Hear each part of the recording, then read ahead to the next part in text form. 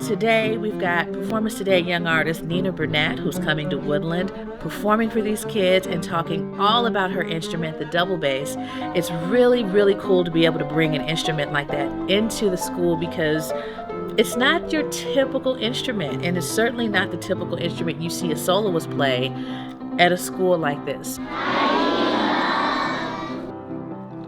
This bass is actually from the 18th century, so that's 1700s.